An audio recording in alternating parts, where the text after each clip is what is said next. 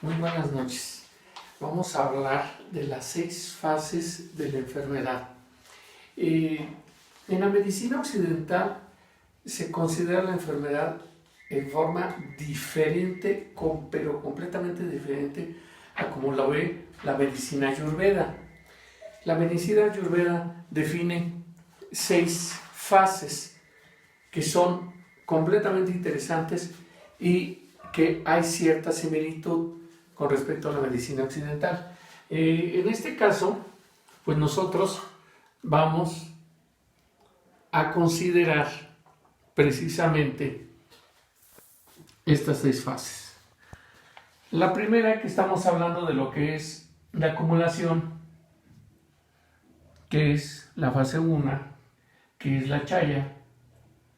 Nosotros vamos a ver que hay un aumento o estancamiento de la dosha. En esta fase no se produce ningún síntoma o señal, solo la conciencia de una dosha aumentada. Es algo muy curioso. Suele suceder en cada uno de los pacientes que empiezan a tener cierta descompensación. Una de ellas es muy clara, muy curiosa, que es precisamente intestino perezoso, que nosotros le llamaríamos estancamiento para evacuar, ¿no? La siguiente, que es intensificación, o en este caso se le llama agravamiento o pracopa. Este es excitado y provocado por el estilo de vida. ¿A qué se debe? Si ya hay una agravación, por ejemplo, estamos hablando de intestino perezoso, esa agravación va a aumentar y tiene mucho que ver con lo que el paciente va a estar ingiriendo en cuanto a alimentos, pero también lo que va a estar viviendo en su ambiente externo. Uno de ellos pues, puede ser el trabajo, puede ser la escuela y el estrés que esto provoca.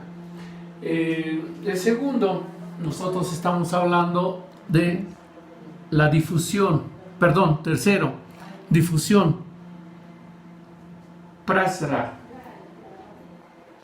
En algunos casos se le llama desbordamiento. Se incrementa de tal manera que la bata puede desbordarse y causar ansiedad e insomnio. O sea, hay una ligera agravación, pero pues, la persona lo siente normal, es muy normal para ellos. Pero ya empiezan a manifestarse los síntomas en cuanto a la enfermedad que empieza a tener, ¿no? En el cuarto, que es la localización, Strana Samsaraya, y perdón porque sí es algo que yo desconozco, es la fase prodrómica, los primeros síntomas que empieza a tener el paciente, que ya son localizados en alguna zona del cuerpo. Entonces sí empieza a verse pues ya una agravación con respecto a su síntoma, ¿no? Pero de ahí nosotros llegamos a lo que es la manifestación, que sería la Viakti, ¿sí? Ya se empieza a ver la enfermedad en forma plena, con síntomas físicos que se producen. Por ejemplo, no sé, a lo mejor hay sangrado en tubo digestivo, ya en algunos pacientes, por hemorroides, por el mismo estrés que tiene, o en su caso, en algunos pacientes diabéticos, empiezan a orinar mucho. En fin, ya empieza a manifestarse en específico ya la enfermedad.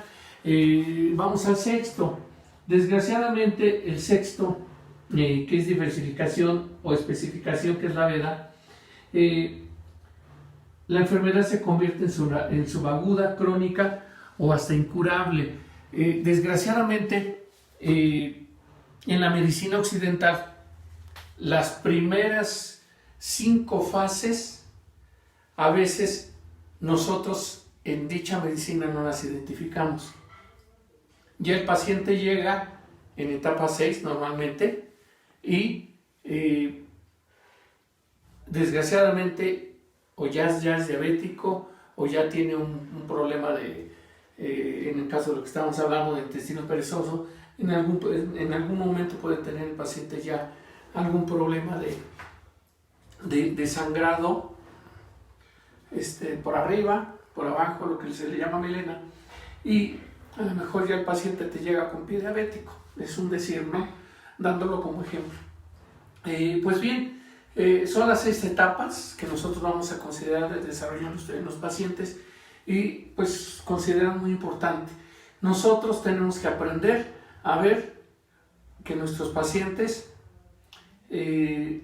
puedan ser detectados en las primeras etapas en cuanto a su padecimiento, y además también nuestros pacientes desgraciadamente vienen a consulta pues cuando ya tienen el problema bien agravado, ¿no? Gracias.